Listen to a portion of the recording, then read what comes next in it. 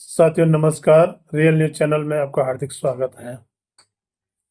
संसद में एनडीए सरकार ने जो संविधान पर चर्चा के लिए प्रस्ताव रखा था या संविधान पर चर्चा संसद में कराई थी, तो इस मकसद से कराई थी कि भारतीय जनता पार्टी पर जो आरोप लगता है कि वो संविधान बदल देंगे, इस आरोप से निजात पाने के लिए भारतीय जनता पार्टी ने संसद में संविधान पर चर्चा कराई थी। हालांकि उसको नाम 75 वर्ष पूरा होने पर दिया था, लेकिन वो साल तो खैर पूरे होते रहते हैं।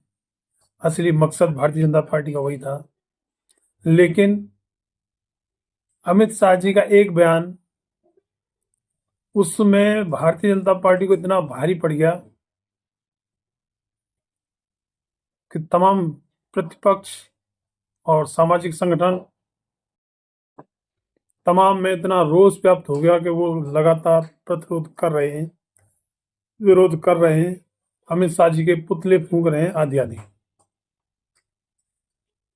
अमित शाह जी ने बाबा साहेब के ऊपर जो टिप्पणी कर दी थी, उसकी वजह से अमित शाह जी ने उसके ऊपर एक प्रेस कॉन्फ्रेंस भी की। हालांकि उन्होंने कभी किसी मुद्दे पर जवाब देने के लिए कभी कोई प्रेस कॉन्फ्रेंस नहीं की। ये मुद्दा इतना गंभीर था और इसकी गंभीरता को समझा जा सकता है कि इस पर अमित शाह जी को प्रेस कॉन्फ्रेंस करनी पड़ी। प्रेस कॉन्फ्रेंस में अमित शाह जी ने अपने उस कृत्य के लिए माफी मांगने के बजाय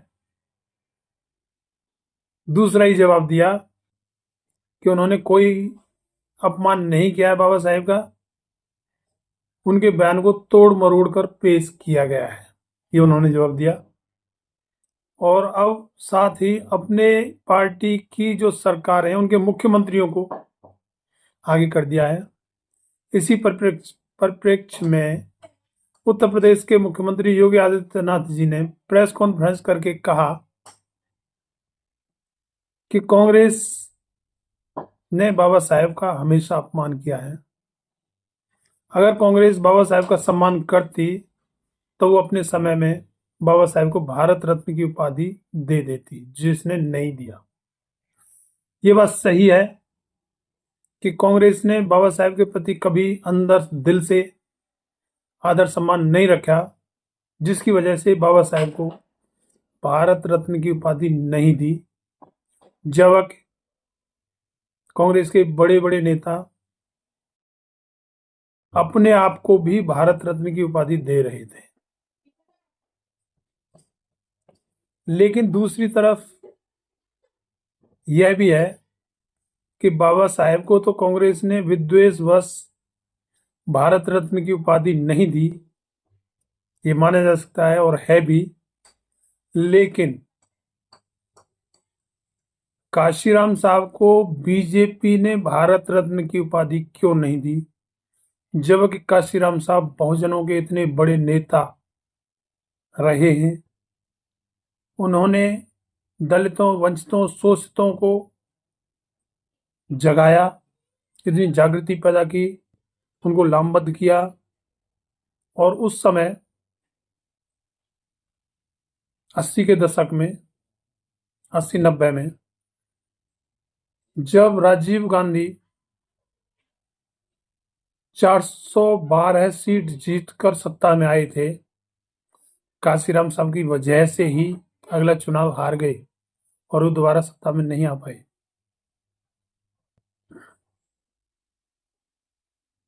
तो इस तरीके से काशीराम साहब के इतने बड़े नेता होने के बावजूद भी बीजेपी ने अभी तक उनको भारत रत्न की उपाधि नहीं दी है। इसका कोई भी कारण समझ में नहीं आता है सिवाय विद्वेष के, क्योंकि बीजेपी ने लगातार इतने लोगों को भारत रत्न की उपाधि दी है, सिर्फ काशीराम साहब को नहीं दी।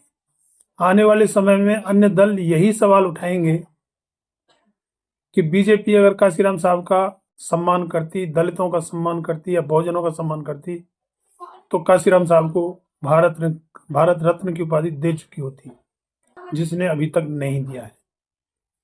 भारतीय जनता पार्टी को इस सवाल का जवाब देने के लिए आगे तैयार रहना होगा, वरना काशीराम साहब को भारत रत्न की उपाधि दे देनी चाहिए। पोस्ट अच्छी लगी हो तो चैनल को सब्सक्राइब, पोस्ट को लाइक और शेयर इतना करें कि यह बात जन जन तक पहुंच सके, और कमेंट में अपनी राय जरूर दें। धन्यवाद। जय भीम।